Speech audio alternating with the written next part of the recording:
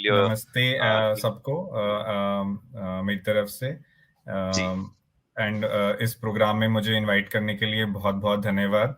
इस माध्यम से जो हम अपने पेशेंट्स हैं, जो हमारी भारत की जनता है, उन तक जी मैं एक संदेश पहुंचाना चाहूँगा।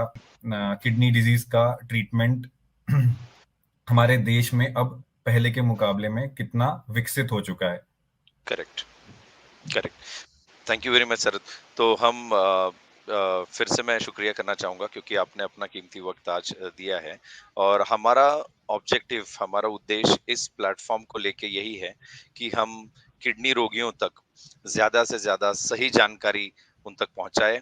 क्योंकि इस पूरी जर्नी में, एक पेशेंट की जर्नी में कई ऐसे इंसिडेंसेस, कई ऐसे मोड़ आते हैं जहाँ पे वो बिना जानकारी की वजह से गलत डिसीजंस ले लेते हैं, या तो कई लोगों की जो दिक्कतें बढ़ जाती हैं इन चीजों की वजह से। सो हमारा उद्देश्य ये है कि उन्हें शुरुआत से लेकर जो भी चीजें उनकी इस जर्नी में अलग अलग माइलस्टोन्स आते हैं, जहाँ पे मे बी इवन पहले एक सीकेडी का पेशेंट आइडेंटिफाई होता है, वहां से वो इवेंचुअली डायलिसिस पे जाता है, फिर ट्रांसप्लांट पे जाता है, पोस्ट ट्रांसप्लांट उसका जो केयर है, या उसके दौरान लगने वाली जितनी भी सारी चीजें हैं, जानकारी है, हमारा उद्देश्य है कि हम वो सारी चीजें हमारे पेशेंट्स को पहुंचाए और उन्हें एम्पावर करें उस नॉलेज से और सही चीजों से, सो दैट वो अपनी जिंदगी मच बेटर तरीके से जी सकते हैं।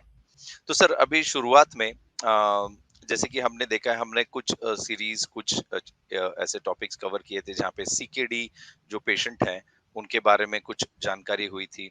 इवेंचुअली जो डायलिसिस पे जाते हैं उनके बारे में कुछ जानकारी हमने लेने की कोशिश की। अब ट्रांसप्लांट विशेष रूप से जिस विषय को हमने आज का टॉपिक मेन रखा हुआ है, तो ऐसे समय में हम चाहते हैं कि आप हमारे पेशेंट्स को ये जानकारी दे कि ये कौन सा वो समय होता है जब किसी भी पेशेंट ने अपने ट्रांसप्लांट के लिए प्रिपरेशन शुरू कर देनी चाहिए।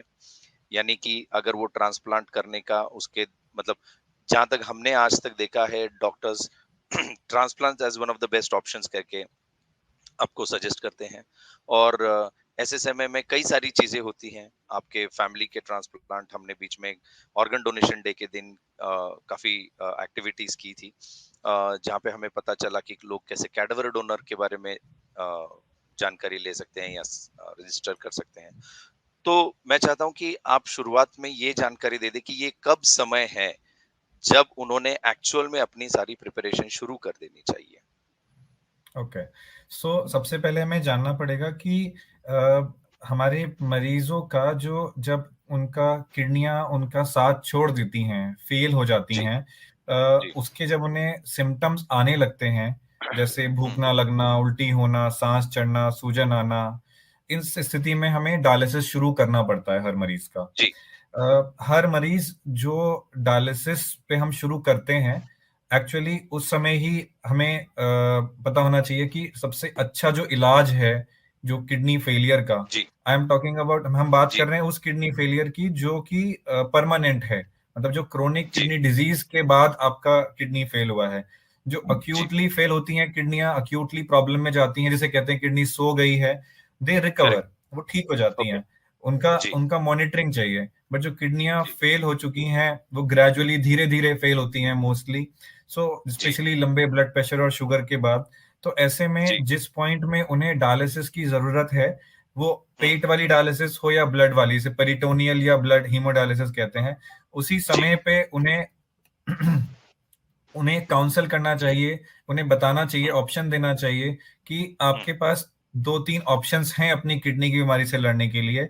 एक है किडनी जी ट्रांसप्लांट, एक है ब्लड की डायलिसिस जिसे हीमोडायलिसिस कहते हैं, एक है पेट की डायलिसिस पेरिटोनियल डायलिसिस कहते हैं। जी इन कंपैरिजन, अब इन तीनों में कंपेयर करें तो ट्रांसप्लांट जी। आपको ऑफर करता है better quality of life and better quantity of life. मतलब जितने ओके। आपके साल होंगे जिंदगी के, हम्म वो अच्छे होंगे, उनमें लाइफ होगी, हम्म और आपका हम्म। जिंदगी में आपकी लाइफ भी बढ़ेगी। दोनों ऑप्शंस, जी जो दोनों चीजें, क्वालिटी एंड क्वांटिटी, वो ट्रांसप्लांट आपको अपफ्रंट दे सकता है इन कंपैरिजन टू डायलिसिस। जी, सो ये चीज शुरू से पता होनी चाहिए।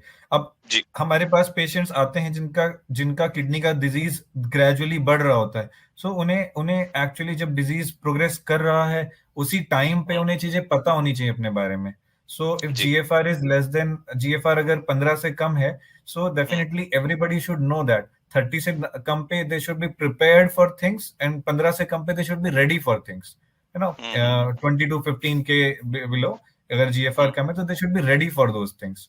करेक्ट, दो हमारी कंट्री में पीपल मल्टीपल रीजंस के कारण उस स्टेज हुँ, पे अपना ये ट्रीटमेंट नहीं करा पाते हैं, या फिर जी, चीजें डिले होती हैं मल्टीपल रीजंस के कारण। बट इंटरनेशनली एक्सेप्टेड जो है वो है कि अगर ट्रांसप्लांट जितना जल्दी से जल्दी हो उतना हुँ, आपकी quality and quantity of life अच्छा होगा।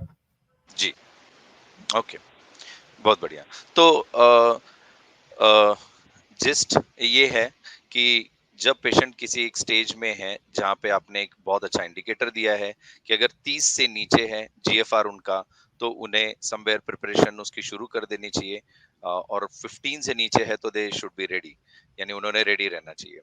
अब ट्रांसप्लांट रिलेटेड सर कई सारे सवाल हमारे पास पे भी आज हैं जो पेशेंट्स ने हमें भेजे हैं, और मैं चाहता हूं कि हम उन सवालों के थ्रू इस पूरी जर्नी को समझने की कोशिश करें।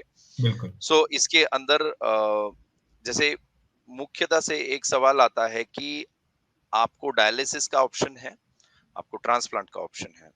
डायलिसिस ये वो ब्रिज या मैं कहूंगा एक पिट स्टॉप है आपका, जहां पर आप रुक के उस चीज को कंटिन्यू कर सकते हैं, बट एक प्रोसेस है जिसमें आपको मे बी हफ्ते में 2 बार 3 बार डायलिसिस कराना पड़ता है, जिस तरीके की जरूरत होगी जो डॉक्टर रेकमेंड करेंगे उस हिसाब से। लेकिन उसमें एक पूरा आपको प्रोसेस है, आपको जाना है डायलिसिस कराना है, प्लानिंग करनी है और आना है। अभी लोगों का ये सवाल है कि ट्रांसप्लांट ये बेहतर ऑप्शन डायलिसिस से कैसे है, राइट? सो इसके बारे में आप क्या जानकारी तो देंगे? सबसे इम्पोर्टेंटली अब जो हमने अभी बात करी, हम लेट्स बी रियलिस्टिक, हम रियलिस्टिक बात करते हैं जी, कि हमें क्या मिलेगा कुछ करके जो कि किसी और से बेटर है।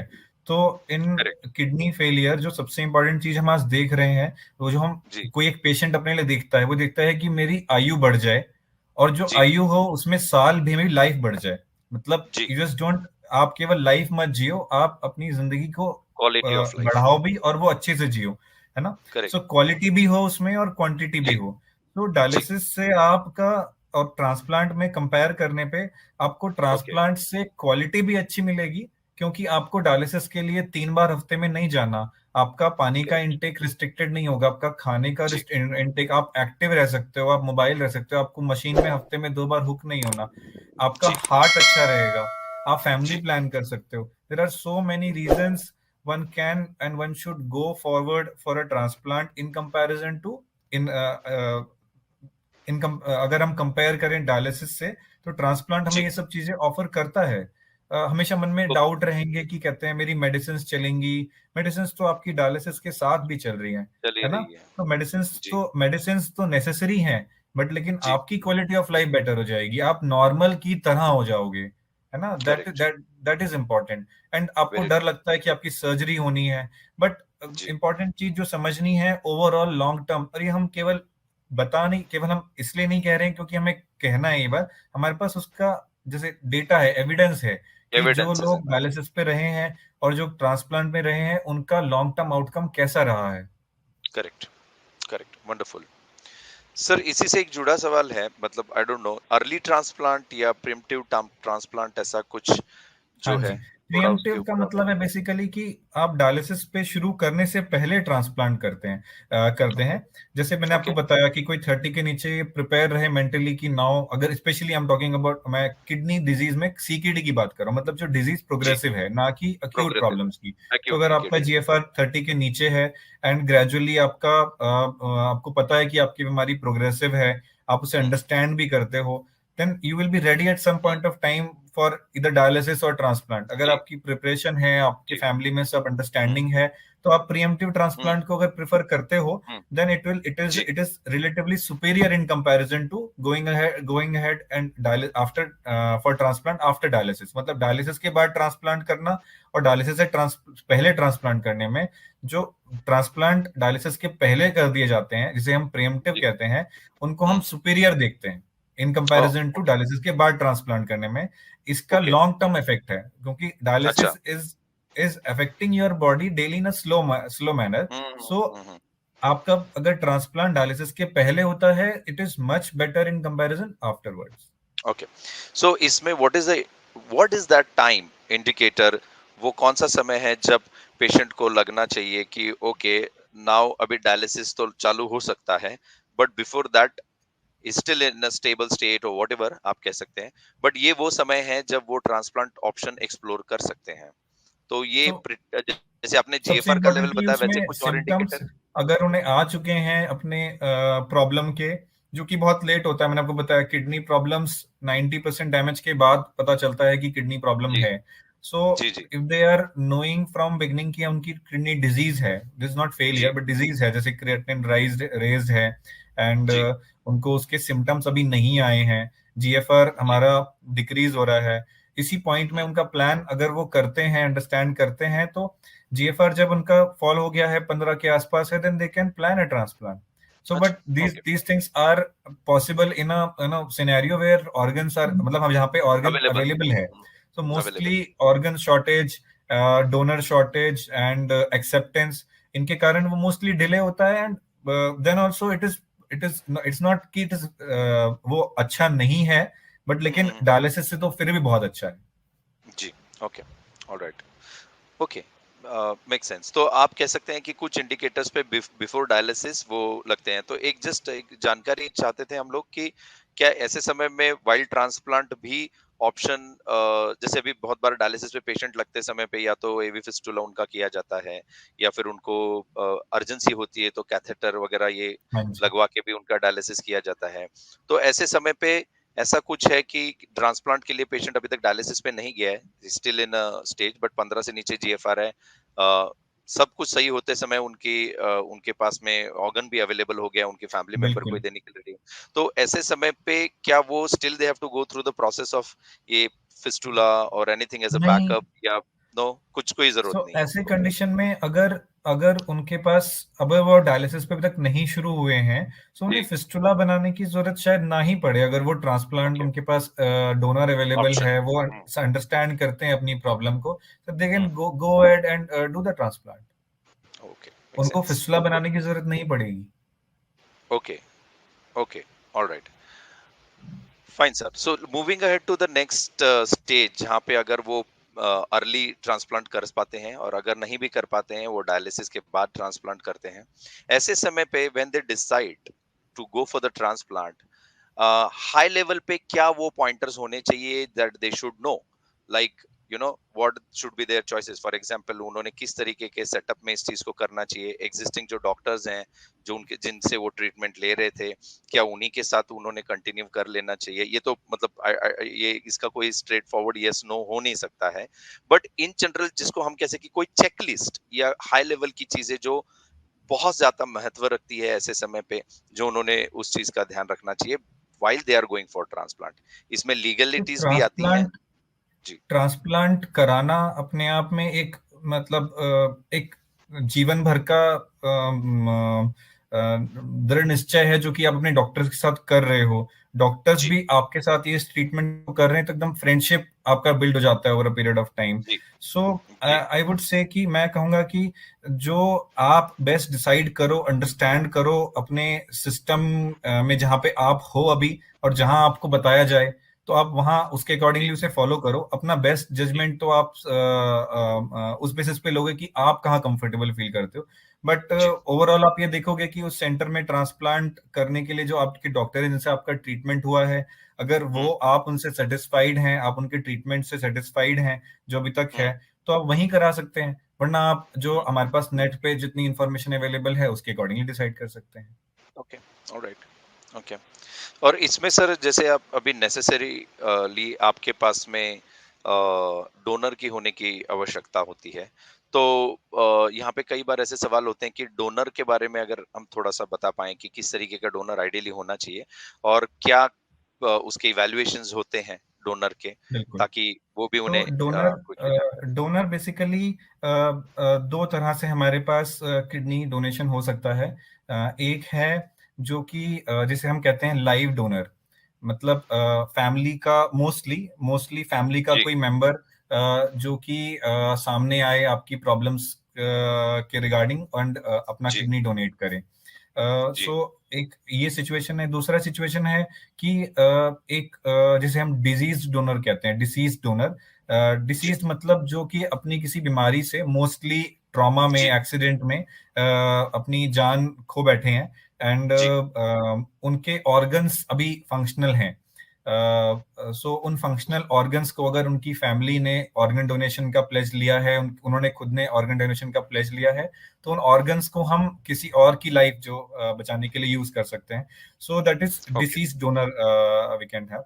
सो दोनों में ओके, बेसिकली लाइव डोनर में जो कहते हैं सारे क्राइटेरिया की जो हम बात करते हैं, डिजीज डोनर की क्राइटेरिया की बात करते हैं। सो हुँ, कोई अगर हम लाइव डोनर की बात करें, सो हुँ, मोस्टली कोई इंडियन लॉ के अकॉर्डिंगली कोई फैमिली मेंबर हो, क्लोज रिलेटिव हो, वही जी, डोनेट कर सकते हैं। Plus most of the centres, ज्यादातर सेंटर बहुत ओल्ड पीपल को नहीं प्रेफर करेंगे donation, but it is not about age, it is about age, how the fit the fitness, patient is. अगर वो हाँ, डोनर फिट हैं, भले ही इट्स नॉट योर, आपका एज का नंबर नहीं, आपकी बॉडी कितनी एज हुई है उस पर डिपेंड करता है। तो अगर आपकी जी, जी, बॉडी बिल्कुल। एज नहीं हुई है और आपकी एज भले ही 70 है, और आपकी जी, किडनीज फंक्शनल है, आपका हार्ट अच्छा है, देन आप फिर भी डोनेट कर सकते हो। सो जी, सबसे इंपॉर्टेंटली जो इवैल्यूएशन या वर्कअप होता है, उसमें हुँ, डोनर्स के बेसिकली ये चेक किया जाता है कि उनका हार्ट ठीक है, उनके अंदर इंटरनल ऑर्गन्स जो बाकी हैं वो ठीक है, उनका ब्लड प्रेशर अगर मेडिसिन चलती हैं तो कंट्रोल है। मोस्टली डायबिटीज वाले डोनर्स को नहीं लिया जाता है, बट देर आर एक्सेप्शंस। कुछ एक्सेप्शंस हैं जहाँ पे well controlled new onset diabetes के डोनर्स को लिया जा सकता है। जी, जी, अम, इसके अलावा जब उनका क्रॉस मैच होता है, ब्लड ग्रुप चेक होता है, चेक करते हैं कि वो आपके रिसिपिएंट को जो ऑर्गन है वो रिजेक्ट तो नहीं हो हुँ, जाएगा, उसके लिए क्रॉस मैच जी, टेस्ट करते हैं। इन सब हुँ, के बाद ही और डोनर सेफ्टी इंश्योर करने के बाद ही ऑर्गन लिया जाता है। ओके। अभी इसमें सर जैसे अभी डोनर के बारे में तो हमने समझ लिया कि एक पूरी प्रोसेस के थ्रू वो जाते हैं। So the next step is कि लेट्स से ट्रांसप्लांट होता है, उस ट्रांसप्लांट के बाद में क्या समय कितना समय पेशेंट को अस्पताल में रहना पड़ता है या क्या उन्हें प्रिकॉशंस लेनी पड़ती है? क्या उसके बाद एक प्रोसेस होती है for next few months let's say? So सबसे इम्पोर्टेंटली जो ट्रांसप्लांट की जो एडमिशन एंड ऑपरेशन है, ये सेंटर टू सेंटर वेरी करेगी, बट मोर और लेस जो एडमिशन है अराउंड 7 दिन का, 7-8 दिन का एक रिसिपिएंट का एडमिशन होता है, जिसमें से दो जी, तीन दिन उन्हें सर्जरी के बाद एक क्लोज आईसीयू में मेंटेन आईसीयू में रखा जाता है, और उसके बाद उन्हें जी, जनरल उनको एक रूम में शिफ्ट कर देते थे, वार्ड में शिफ्ट कर दिया जाता है, रूम में। एंड जी, उन्हें 48 घंटे बाद ही उन्हें मोबिलाइज भी कर दिया जाता है। मोस्टली ओके, वो उन्हें वॉक भी कराया जाता है। एंड 7-8 दिन में उनका मोस्टली डिस्चार्ज हो जाता है। वो ट्यूब्स जो उनकी होती हैं, ड्रेन डला होता है, कैथेटर डला होता है, वो सब रिमूव कर दिया जाता है। एंड जी, उनको सारी उनकी मेडिसिन समझाई जाती हैं। उनको उसके बाद अपनी मेडिसिन कैसे खानी है उनके बारे में पूरा गाइड किया जाता है। खाने के जी, बारे में गाइड किया जाता है सबसे इम्पोर्टेंटली, कि अब वो खाने का परहेज से ज्यादा खाने का सफाई पे ध्यान रखना जरूरी है, कि साफ ओके, सुथरा खाना खाएं, कोई भी ऐसा साफ साफ पानी पिए। एंड जी, भीड़ से बचें। बेसिकली जी, अगले कुछ महीने सबसे इंपॉर्टेंटली जो रहेंगे वो ये रहेंगे कि हम इन्फेक्शन से अपने आप को बचा के रखें, जो कि आपके हाथ में है। और जी, अपनी जो किडनी है उसे रिजेक्ट होने से बचाने के लिए आप रेगुलर मेडिसिन खाएं, और रेगुलरली आपको हॉस्पिटल विजिट करने पड़ेंगे। अब इस सिचुएशन में इन्फेक्शन का रिस्क ज्यादा है, तो आप हमेशा मास्क लगाएं, भीड़ से बचें, एंड रेगुलर जी, हॉस्पिटल चेकअप के लिए शुरू में आपको आना पड़ेगा।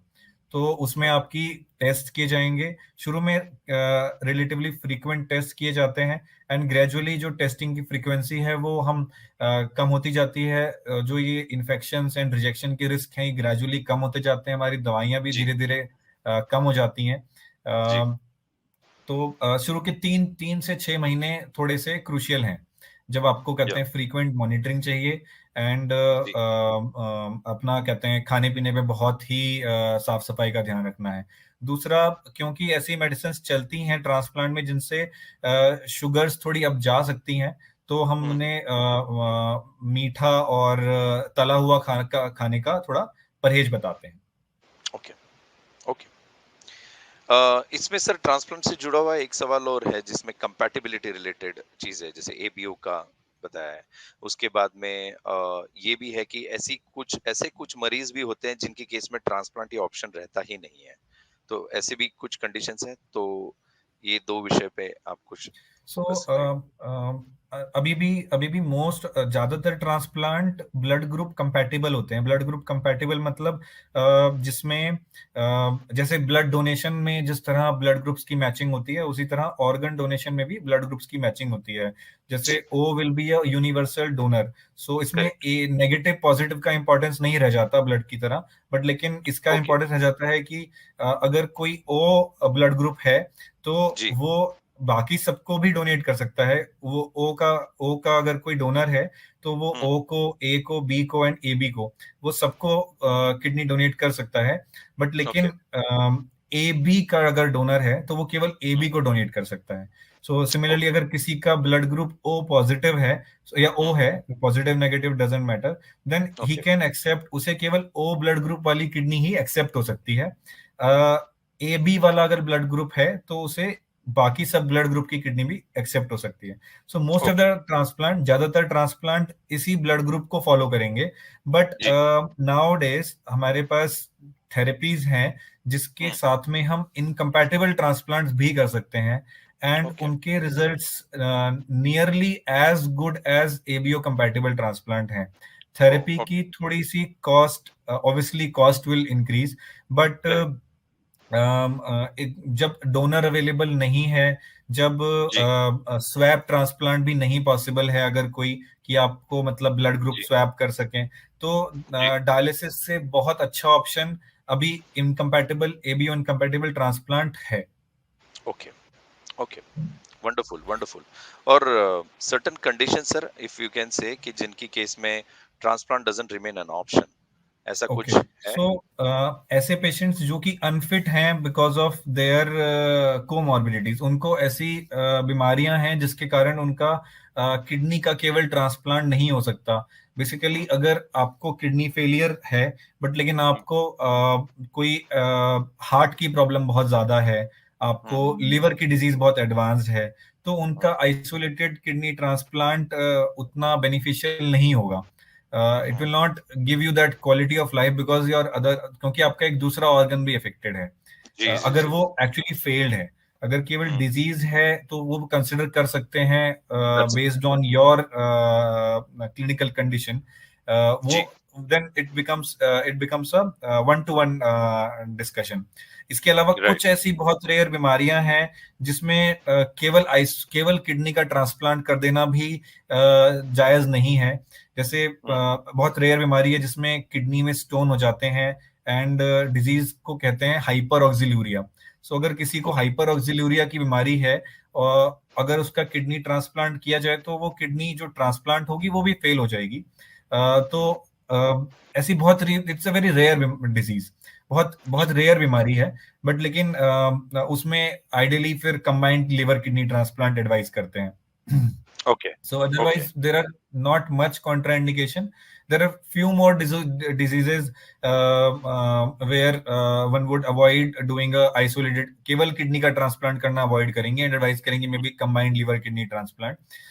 कुछ ऐसी बीमारियां और हैं जिसमें ट्रांसप्लांट अवॉइड करेंगे, जैसे किसी को अगर कोई कैंसर का ट्रीटमेंट हुआ है तो आपको कुछ साल के लिए ट्रांसप्लांट एडवाइस नहीं होगा।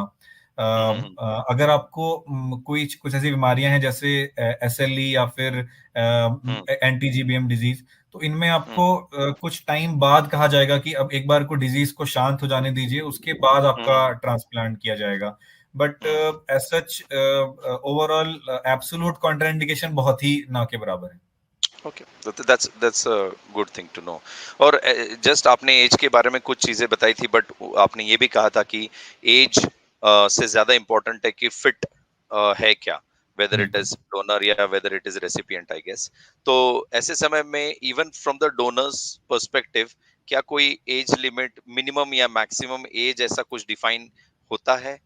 सो मोस्ट ऑफ द सेंटर्स, वही सेंटर्स मोस्टली 65 या 70 ईयर्स के बियॉन्ड डोनर्स को एक्सेप्ट नहीं करते हैं। नहीं करते। But again there are exceptions, and अगर again it's not your age of your number but age of your body. अगर आपका बॉडी उतना एज नहीं है एंड आप एक्टिव हैं, फिट हैं, आपका हार्ट ठीक है, आपका अंदर इंटरनल ऑर्गन्स ठीक हैं, आपको बीमारी नहीं है, आपका जी। किडनी बायलेटरली ठीक काम करता है, तो why not.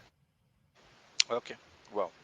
Okay sir, now that transplant हम देखते हैं कि ट्रांसप्लांट इमेजिन हो गया है, सो पोस्ट ट्रांसप्लांट कुछ एज सच कॉम्प्लिकेशंस हो सकती हैं that patient should be aware of? और सेकेंडली, पोस्ट ट्रांसप्लांट जो कॉम्प्लिकेशंस हो रही हैं, I am sure doctors have ways to deal with उनको हैंडल करने का, उनको उनके पास मैकेनिज्म रहता है। बट ऐसे समय पे पोस्ट ट्रांसप्लांट क्या कुछ चीजें हैं जो पेशेंट को as an indication, as an alert system उसको देखना चाहिए? देखिए, जो हमने मॉनिटरिंग की बात की कि पेशेंट को अगले 3-6 महीने बहुत क्लोज मॉनिटरिंग करते हैं हम, जी। शुरू में इवन हफ्ते में 2 बार देखते हैं, तो हम जी। बेसिकली उन कॉम्प्लिकेशंस को प्रिवेंट करने के लिए एंड अर्ली डिटेक्ट करने के लिए ही शुरू में इतना क्लोज मॉनिटरिंग करते हैं। ग्रेजुअली वो जी। कॉम्प्लिकेशन के जो रिस्क हैं वो डिक्रीज होते जाते हैं एंड वी जी। Need not monitor them as closely. तो सबसे ओके। इंपॉर्टेंटली एक पेशेंट के लिए जो रिस्क रहता है वो रहता है रिस्क ऑफ रिजेक्शन। जी। कि ये जो हमारी बॉडी है, उसकी जो इम्यूनिटी है, जो हमारी बॉडी जो इम्यूनिटी है, जो कि नॉर्मली बैक्टीरिया, फंगस, वायरस, इन सबको आराम से हैंडल करके इन्हें मार देती है। वो कुछ भी बेसिकली फॉरेन हमारी करेक्ट। बॉडी में एंटर करता है और उसे वो नहीं पसंद तो उसे मार देती है। तो उसी तरह हुँ, जो हमारे पास जो ऑर्गन आता है हमारे हुँ, पास, हुँ, उसको भी वो उसी तरह से फॉरेन ट्रीट करती है कि ये अननोन है and I need hmm, to destroy this. So उसी हुँ, को हम कहते हैं कि उसको रिजेक्शन हो सकता है। उसको ओके। रिजेक्शन से प्रिवेंट करने के लिए हमें एक रेगुलरली मेडिसिन लेनी है। वो मेडिसिन हुँ, अगर हम रेगुलरली लेते हैं जी। और डोज स्किप नहीं करते हैं, सो हुँ, मोस्टली जो हमारा इम्यून सिस्टम है वो उस लेवल पे रहता है कि वो हमारी किडनीज को अफेक्ट नहीं करेगा, जो हमारी किडनी ओके। ट्रांसप्लांट हुई है। सो बेसिकली जी। We have to monitor for rejection. And hmm, दूसरा जो सबसे इंपॉर्टेंट साइड इफेक्ट रहता है जो है वो है इन्फेक्शन। अब इन्फेक्शन हुँ, हो सकते हैं आपके common infection and uncommon infection, क्योंकि इम्यूनिटी जी। कम है तो अनकॉमन इन्फेक्शन भी। सो उन सब हुँ, के लिए हमारे पास मॉनिटरिंग है कि हम उन्हें अनकॉमन इन्फेक्शन को ढूंढें और उनको प्रिवेंट करने के लिए प्रोफाइलैक्सिस दें। इसके अलावा जो सबसे इंपॉर्टेंट चीज हमने बताई है कि हम साफ सुथरा खाना खाएं, साफ सुथरा पानी जी। पिएं एंड हुँ, भीड़ से बचें। वो इसीलिए है हुँ, ताकि हम उन अनकॉमन इन्फेक्शंस को कैच ना कर लें। Gradually over a period of time, 3 से 6 महीने के बाद ये इन्फेक्शंस हुँ, के रिस्क मोस्टली कम हो जाते हैं एंड हुँ, आपकी मेडिसिन भी क्योंकि डोज कम होती है, सो इन्फेक्शन के रिस्क धीरे धीरे कम चांसेस होते जाते हैं। चांसेस कम हो जाते हैं। ओके। और जो साइन्स और सिम्पटम्स आप बता रहे हैं कि जहाँ पे अलर्ट एक किया जा सकता है, वो सिमिलर टू एनी अदर जो हो सो सकते हैं, मतलब? इन्फेक्शन, जैसे रिजेक्शन का sign, so most of the time it will not have any sign. So again, अच्छा, जैसे हमें किडनी की प्रॉब्लम का पहले पता दे तब चलता है जब 90% डैमेज हो चुका होता किडनी। है। उसी तरह rejection will not come with sign of most of the times, but some hmm, time there will be signs, जैसे फीवर हो सकता है, आपको जाड़ा हुँ, लग सकता है, आपको जहाँ पे किडनी ट्रांसप्लांट हुई है उस जगह पे दर्द या सूजन महसूस हो सकती है। हुँ, इसके अलावा आपको अगर और एडवांस प्रॉब्लम हो तो आपको पेशाब आना कम हो सकता है। So hmm, hmm, hmm, hmm, these will be the science from which can जो आ सकते हैं हुँ, रिजेक्शन के कारण। और ये रिजेक्शन के साइन आपके बिल्कुल इन्फेक्शन जैसे दिखते हैं, बुखार आना, है ना, जाड़ा लगना। आप कॉमन डिफरेंशिएट जरूरी नहीं है कि कर सकें, और mostly they will not have any science. Hmm, कोई कोई लक्षण नहीं आएंगे कि आपको पता चलेगा कि आपको रिजेक्शन हो रहा है, जबकि कि वो एडवांस नहीं हो जाएगा। तो अर्ली हुँ, पिक करने के जो डॉक्टर्स के पास तरीके हैं, उसमें सबसे इम्पोर्टेंटली जो है वो है हमारा कि अभी जीएफआर कितना है, क्रिएटिनिन का वैल्यू कितना है, राइज तो नहीं ओके, किया, जो कि ओके, क्लिनिकली आप फॉलो कर सकते हो। इसके अलावा अगर हम हुँ, वेस्ट की बात करें तो वहां पे इवन हम क्रिएटिनिन बढ़ने से पहले प्रोटोकॉल बायोप्सी, मतलब किडनी का एक सैंपल लेके अच्छा, चेक कर ले प्रोटोकॉल कि इतने टाइम में कहीं रिजेक्शन तो नहीं है। तो because that is like gold standard, जिसने आपको बता देना है कि रिजेक्शन है या नहीं है। बट हमारे सिनेरियो में मोस्टली वो फॉलो नहीं है, और आजकल रिकमेंडेशंस भी हैं कि इतना कोई बहुत फॉलो करने की जरूरत नहीं है। बट ओके, क्रिएटिनिन के को लेकर बहुत जरूरी इंडिकेटर है कि हम जरा सी भी क्रिएटिनिन अगर फ्लक्चुएट करता है तो हम अपने डॉक्टर से हुँ, पूछें, एक बार मिलें, समझें उससे कि क्या रीजन है।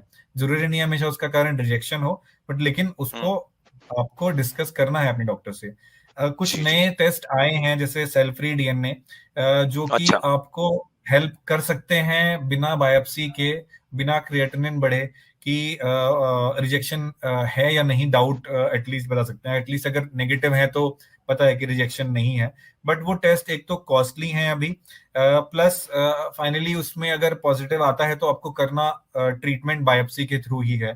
सो हुँ, अभी यूनिवर्सली सबसे इंपॉर्टेंट चीज फिर भी दो ही चीजें रहेंगी जो रिजेक्शन के लिए हैं, कि क्रिएटिनिन आपका हुँ, कितना बढ़ा, और हुँ, आपकी बायोप्सी में क्या है। जी।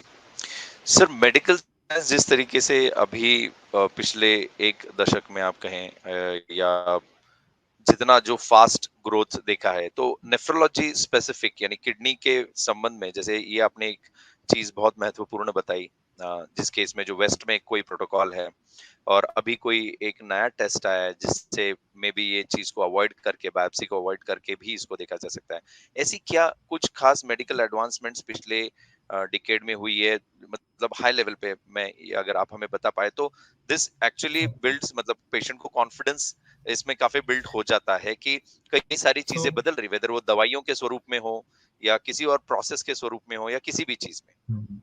सो अब जो हमारे पास सबसे इम्पोर्टेंटली हम बात करें क्रॉस मैच की, तो जब हुँ, हमारा एक डोनर को और हम एक रिसिपिएंट को ये चेक करते हैं कि ये किडनी रिजेक्ट तो नहीं कर देंगे, तो जी। रिजेक्शन का मोस्ट कॉमन जो रीजन होता है, देर आर मतलब हुँ, दो काइंड के रिजेक्शन होते हैं। एक होता है कि एक एंटीबॉडी बन गई आपकी बॉडी में जो कि हुँ, रिजेक्ट कर रही है आपकी किडनी को, एंड दूसरे हैं कि हुँ, सेल्स रिजेक्ट कर रहे हैं। तो जो एंटीबॉडी वाला रिजेक्शन है, एंटीबॉडी मेडिएटेड रिजेक्शन, ये आपकी हुँ, बॉडी में प्री फॉर्म्ड एंटीबॉडीज हो सकती हैं। ये जी। प्री फॉर्म्ड एंटीबॉडीज जो होती हैं, ये आपको पुराना कोई ट्रांसप्लांट हुआ है, ब्लड हुँ, ट्रांसफ्यूजन्स हुए हैं, या हुँ, फिर बहुत प्रेगनेंसीज पहले अगर आपके हैं और आपका हस्बैंड आपको डोनेट कर रहे हैं, तो इस सिनेरियो में आपकी बॉडी में एंटीबॉडीज हो सकती हैं।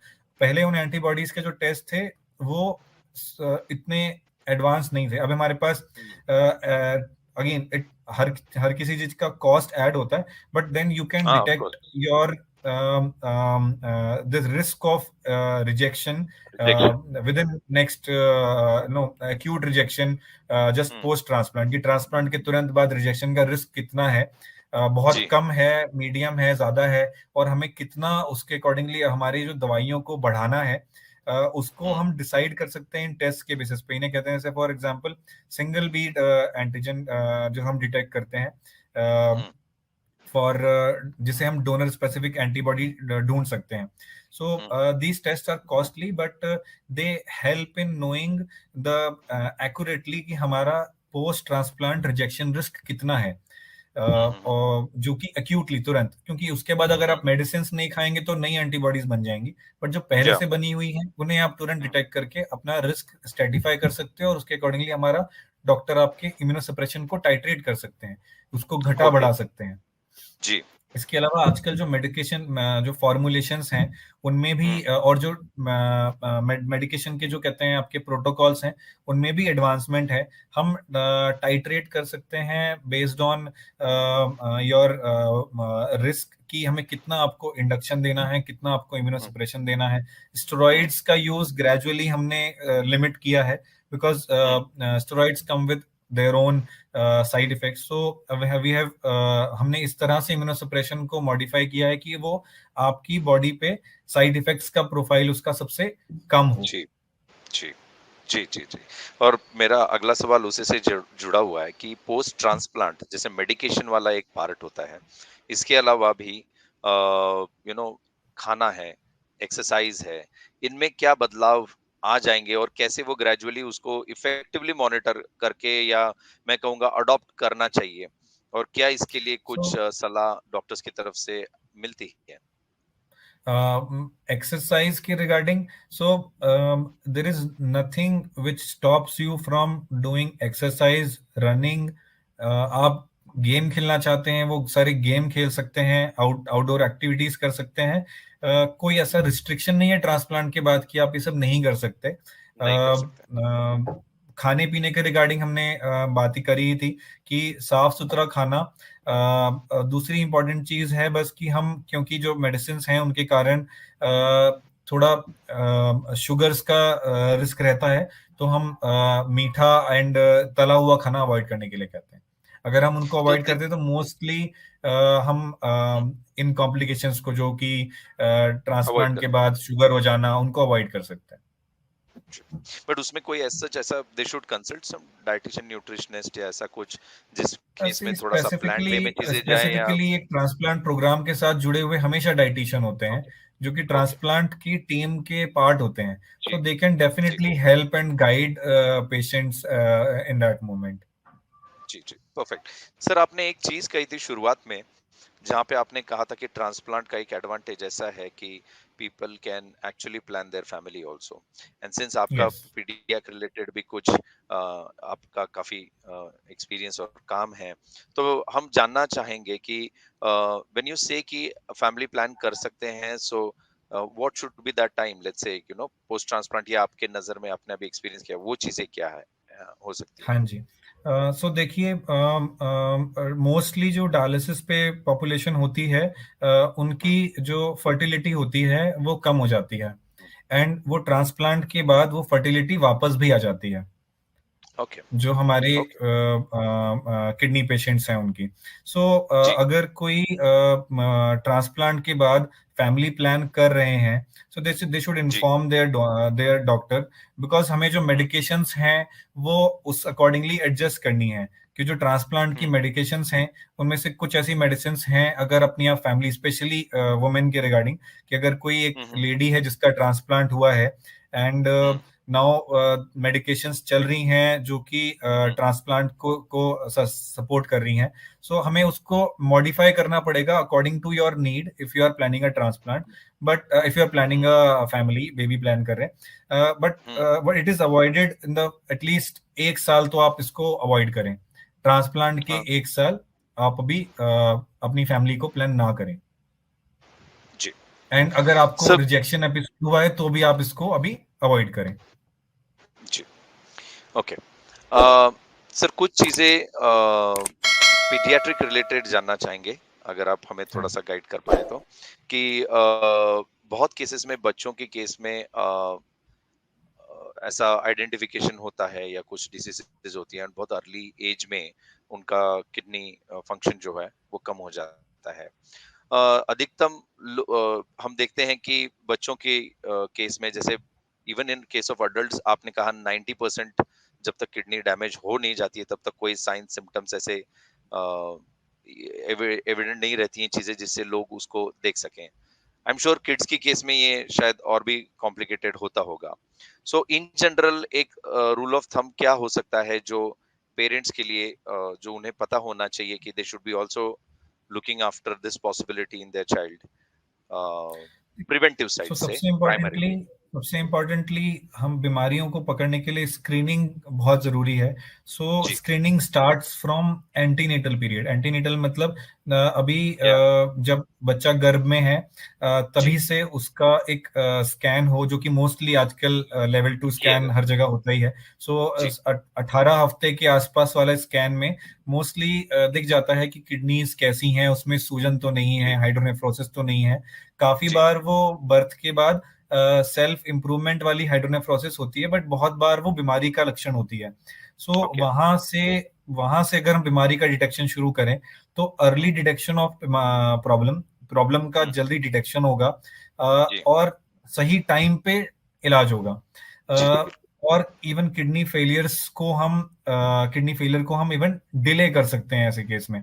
सो स्क्रीनिंग जी, एक बार जब गर्भ में हो, एक बार जब बच्चा स्कूल जाने वाला हो उस समय पे, कभी एक बार एक अल्ट्रासाउंड और यूरिन टेस्ट। ब्लड टेस्ट बच्चों में आई थिंक अवॉइड करें अगर कहते हैं बाकी कोई प्रॉब्लम नहीं है, बट एक हुँ, यूरिन टेस्ट करें, एक अल्ट्रासाउंड करें उस समय पे, ताकि जी, एटलीस्ट स्क्रीन हो जाए कि कहीं कोई प्रॉब्लम तो नहीं है।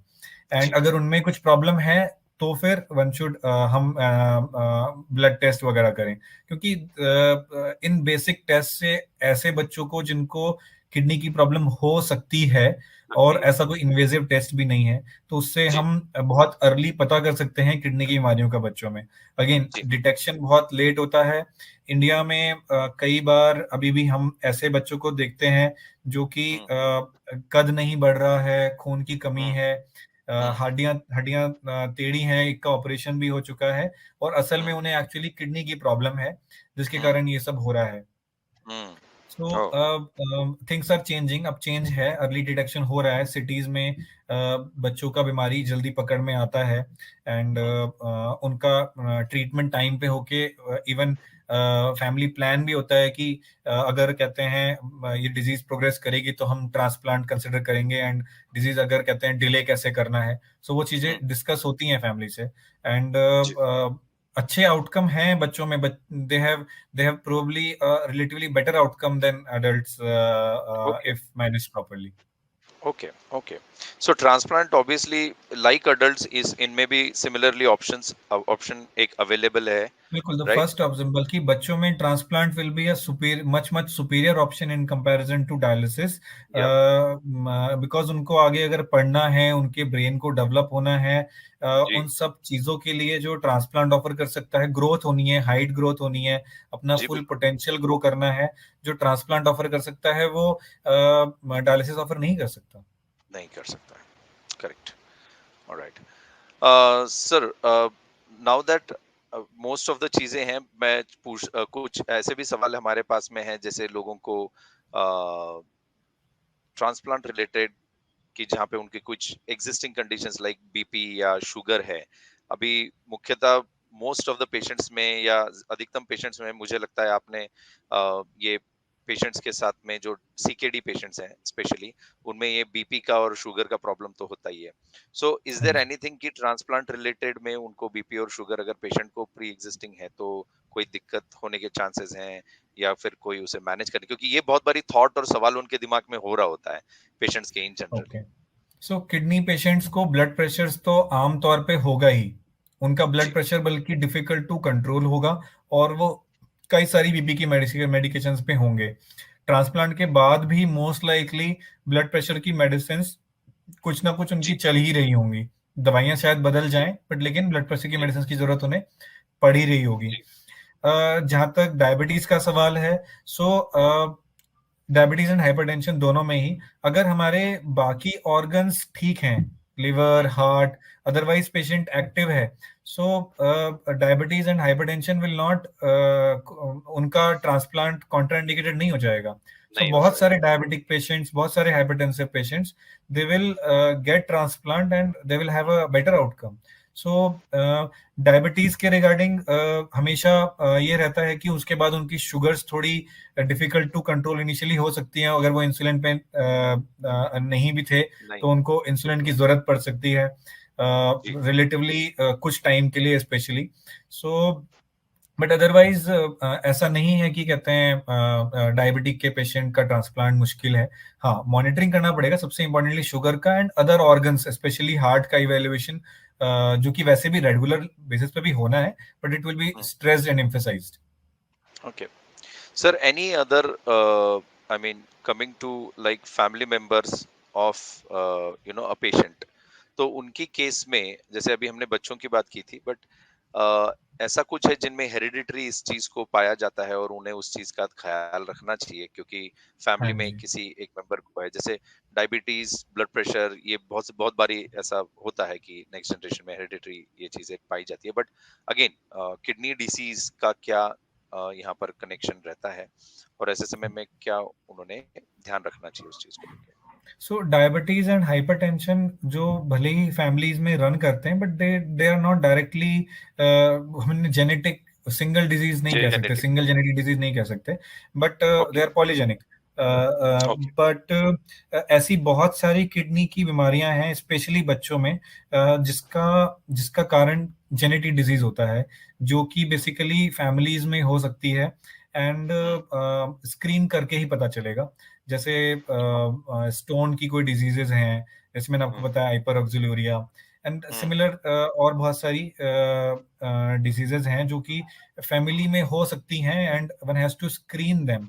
हम्म। पॉलीसिस्टिक किडनी डिजीज, सो ये सब हम्म। चीजें स्क्रीन करके ही हमें पता चलेगा। एक बार हमें हम्म। पता है कि किसी पेशेंट को है, तो हम उनकी फैमिली को बेटर काउंसिल कर सकते हैं। Hmm. Alright. Wonderful. So sir, most of the questions जो आज हमारे पास ट्रांसप्लांट रिलेटेड आए हैं, जो हम जानना चाहते थे, उनका आपने बहुत अच्छी तरीके से हमें उस विषय में जानकारी दी है। अ, अभी आप एज सच कुछ हाई लेवल गाइडलाइंस कुछ देना चाहेंगे हमारे पेशेंट्स को, जो बिकॉज आज जो लोग हमसे जुड़े हुए हैं वो अलग अलग स्टेजेस में हैं इस जर्नी के अंदर। कुछ उनमें ऐसे भी हैं जो स्टेज 1 स्टेज 2 में हैं, और कई ऐसे हैं जो डायलिसिस में हैं, कई ऐसे हैं जो ट्रांसप्लांट हो चुके हैं या उस फेज में है, कि कुछ लोगों के ट्रांसप्लांट होके कई साल हो चुके हैं। डायलिसिस पे भी हम्म। हमने देखा है कि कई लोग कई कई साल भी हैं जो उनका डायलिसिस चल रहा है। अ, तो इन अ नटशेल, बिकॉज यहाँ पर उनका मोरल, यहाँ पे उनका इमोशनल जो स्टेटस है वो हमेशा कंटिन्यूअसली हाई मोरल रहेगा, ऐसा होता नहीं है। तो हाँ व्हाट वुड जी। You like to give some guidance, कि जिससे हमारे जो मेंबर्स हैं, जो पेशेंट्स हैं, वो उस चीज को फॉलो कर सकें और बेहतर जिंदगी की तरफ देख सकें? बेहतर जिंदगी के लिए सबसे इम्पोर्टेंट है कि आप अपनी लाइफ में आपकी क्वालिटी लाइफ हो। तो क्वालिटी लाइफ में अगर आपका एक्टिविटी अच्छी है, आप डेली अपना काम कर सकते हैं, जॉब करते हैं तो जॉब जी। पे जा सकते हैं, आप डायलिसिस के साथ जाना चाहते हैं डायलिसिस के साथ जा सकते हैं। अगर आप अपना daily day to day routine जो है, अगर वो अच्छे से कर पा रहे हैं, सो जी। ये अपने आप में बहुत अच्छी बात है। अगर आपको आपके काम करने में, आपके अपने परिवार में, अगर आपको लाइफ जो नॉर्मल लाइफ जैसे जीते हैं, नॉर्मल हम्म। सुबह उठना, अखबार पढ़ना, घूमने जाना, है ना, ये सब आप नॉर्मल खाना खाना, अगर ये सब आप कर पा रहे हैं, so this is what is basically quality of life, कि आप अपना या। परिवार को समय दे सकते हैं। अगर आप ये सब जी। अच्छी तरह से निभा पा रहे हैं अपनी हेल्थ के साथ, तो जी। This is quality of life. तो इसको पाने के लिए आप अगर अच्छी डायलिसिस कर रहे हैं, या अच्छा जी। ट्रांसप्लांट के बाद आप अपनी लाइफ अच्छी जी रहे हैं, so nothing is better than that. या। एब्सोल्युटली। Very true. एंड चलते चलते आप फैमिलीज को कुछ एक एडवाइस करना चाहेंगे, how they should be supporting their people? I understand this because आप रोज हमारे यहाँ देखते हैं पे पेशेंट्स को। सोशल सपोर्ट मोस्टली बहुत अच्छा होता है। जी। जॉइंट फैमिलीज हो तो और अच्छा सपोर्ट होता है, बट जी। मिसकंसेप्शंस बहुत हैं। ओके। सोशल सपोर्ट की कमी नहीं है, बट करेक्ट नॉलेज की कमी है। So exactly. हमेशा सही डिसीजन लेने में फैमिली अगर हेल्प करे, that will be wonderful. Social support हमेशा होता है, बट वो सोशल सपोर्ट उस डायरेक्शन में नहीं होता जिस डायरेक्शन में वो सही डिसीजन ले पाए। तो उसमें ले हेल्प पाए। करें कि इन्फॉर्म्ड डिसीजन लें, समझें प्रॉब्लम को, अब अपने जो पेशेंट है उनकी प्रॉब्लम को समझें, तो आप उनको अच्छा हेल्प कर पाएंगे in comparison to just giving a help without understanding the problem. Alright. Sir thank you very much, आपने काफ़ी समय आज हमें दिया है और थैंक यू कई सो सारी मच फॉर चीज़ें inviting me here. It was wonderful. Sir we were very very happy because आपने इतनी सरलता से और बहुत ही सिंपल शब्दों में इतनी महत्वपूर्ण जानकारी सारे हमारे दर्शकों को दी है, मेंबर्स को दी है। मैं आई एम वेरी श्योर कि ये पूरी जानकारी जो है उन्हें काफ़ी मदद करेगी और आने वाले उनके जीवन में इस चीज़ का जो वैल्यू उनको है वो डेफिनिटली उनको मिलेगा।